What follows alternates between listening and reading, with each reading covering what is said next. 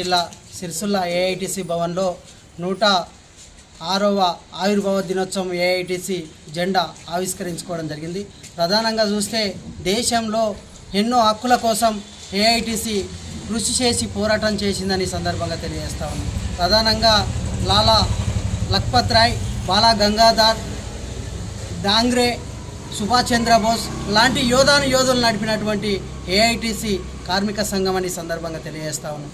కార్మికుల హక్కుల కోసం ఎన్నో పోరాటాలు చేసి కార్మిక చట్టాలను సాధించుకున్న ఘనచరిత్ర ఏఐటీసీ అని సందర్భంగా తెలియజేస్తూ ఉన్నాం. అప్పుడు బ్రిటిష్ సామ్రాజ్యంలో మెడలు వంచి సాధించుకున్నటువంటి కార్మిక 44 చట్టాలను కేంద్ర బీజేపీ ప్రభుత్వం అధికారంలోకి వచ్చినాక ఇవాళ టాటా, అంబానీ, ఆదాని పెట్టుబడిదారు వ్యవస్థకు కొమ్ము కాస్తూ కార్మికులను కట్టుబానిసలు చేయడం జరుగుతూ ఉంది. ప్రధానంగా మేము అడుగుతూ ఉన్నాం కేంద్ర బీజేపీ ప్రభుత్వాన్ని, ఇలా ఈ యొక్క చట్టాలు మీరు సాధించిపెట్టినటువంటి చట్టాలు ఇవి కావు.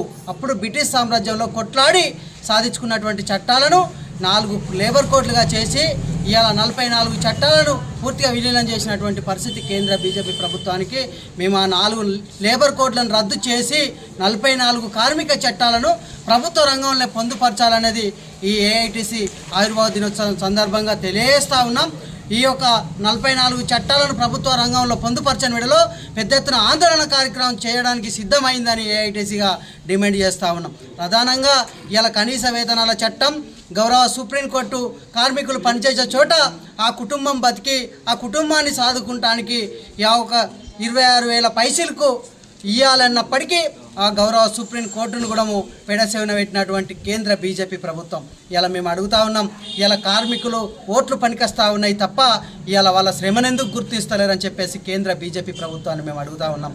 ఇలా వాళ్ళ ఓట్ల మీద గెలిచి ఈ ప్రాంతానికి ఒక ఎంపీగా గెలిచి కేంద్ర మంత్రిగా ఉన్నటువంటి బండి సంజయ్ గారు కూడా పూర్తిగా ఇలా మొన్న చూసినట్టు సంఘటనలో ఇలా బయట దేశం నుంచి వచ్చినటువంటి మార్వాడీలకు మద్దతుగా మారిండు తప్ప ఈ ప్రాంత ప్రజలు, ఈ ప్రాంత కార్మికుల కోసం వాళ్ళ శ్రమ దోస్తూ కార్మికుల మీద ఎంత అణిసివేత గురి చేస్తున్నా వాళ్ళ పక్షాన న్యాయబద్ధమైన ఆలోచన చేసి ఒక్క మాట మాట్లాడడం లేదండి.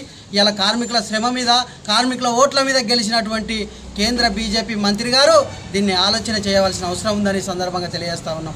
ఇలా ఈ యొక్క ప్రాంతంలో ఉన్నటువంటి కార్మికుల కోసం ఇలా బీహార్, యూపీ కూలీలు అక్కడ పని దొరికినటువంటి ఆ కూలీలు ఇక్కడికి వచ్చి ఈ కార్మికుల శ్రమ దోసుకుంటూ తక్కువ కూలికి పనిచేస్తూ స్థానిక కార్మికుల పొట్టలు ఎందుకు కొడతా ఉన్నారు?